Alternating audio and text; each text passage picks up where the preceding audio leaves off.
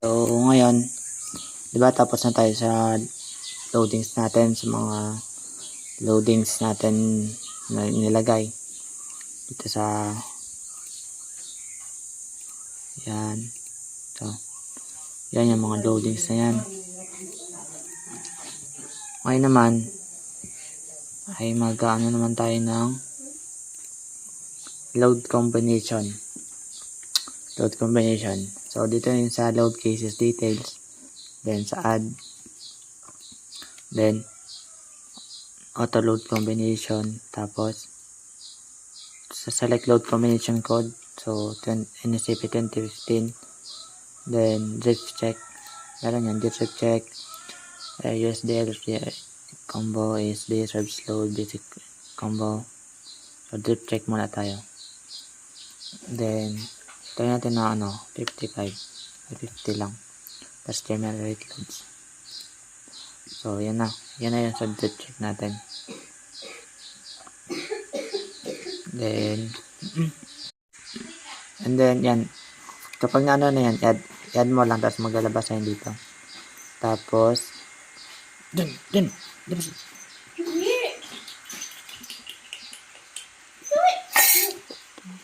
Tapos, naman, yung isa pa ay USD and LRFRD. Yan. Di ba na to? 58 but 56. So, 100. Tapos, generate loads. So, ito na yung na-generate natin. So, add natin yan. Then, yun lang yung natin dyan. So, ako yung sagot on drift check at USD and RFID combination. So, close na natin yan.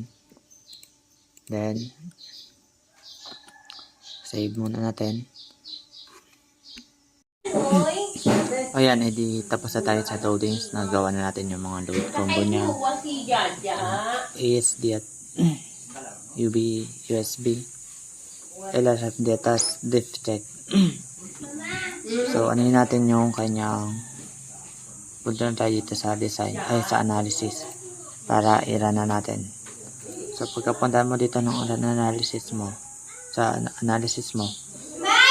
pupunta ka muna sa itong analysis commands.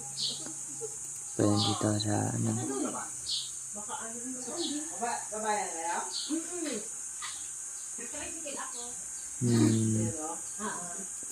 ito ba?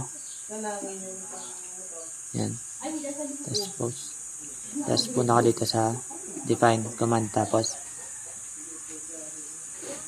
yan naman. So, close. Punta ka dito sa analysis command. Tapos print. Tapos add. Ayan. Add. Tapos close. And then, pagka mo na yan, i-run analysis mo na. Then, save. Tingnan natin kung may errors or wala. Yung warning, okay lang kapag may warning. Ano lang yun?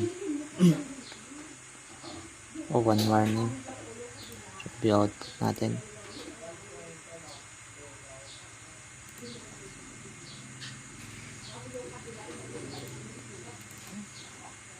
Warning, consecutive analysis command. Only first used. So sobra yung natin, analysis command natin. So, yun natin diya. So, double pala yung perform analysis natin. So, ayusin natin yan. So, punta dito sa utilities.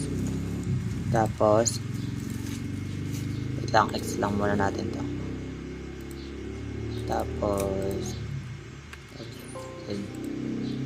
Tapos dito sa command files, tapos hanapin natin, sabi daw may na doubling perform analysis command. So ito, na double siya.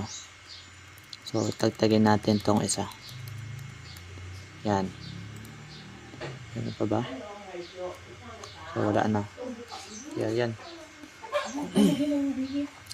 Tapos, pagka na ganyan, save ng Ctrl S. Save. Tapos, X na natin. Tapos, run ulit natin yun. Punta ulit tayo sa run.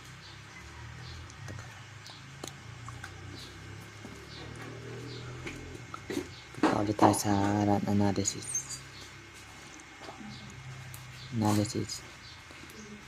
So, okay. Commands. So, yes. So, run analysis na natin. Run analysis. Save.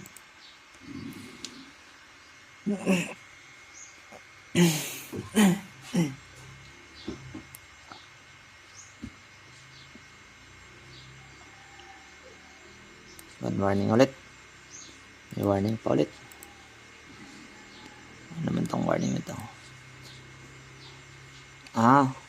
Kaya pala. Hindi na pala dapat ako ulitin ko nga.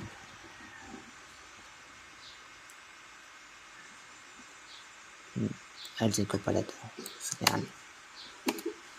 Yan. Hindi na pala dito mag-define commands. Okay. Run analysis natin pala.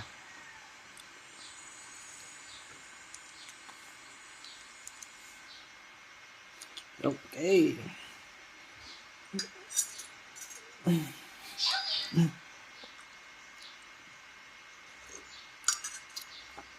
So, analysis, then run analysis.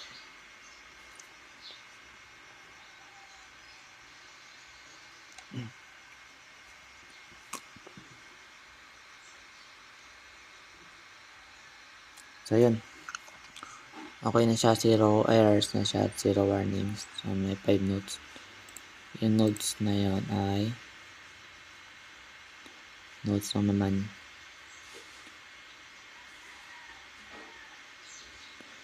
So, okay lang naman yan. So, wala namang dyan. So, yan lang. Ganun lang kapag tapos na-generate na natin yung niya. Yung kanyang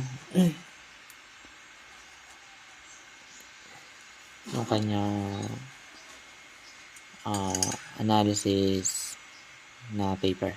Yan. So, pagtapos nyan, okay ka na sa sa analysis mo. So, dadaretso ka naman dito sa design. So, design. Dito mo nalalagyan ng mga dito mo na i-design yung itong structure mo.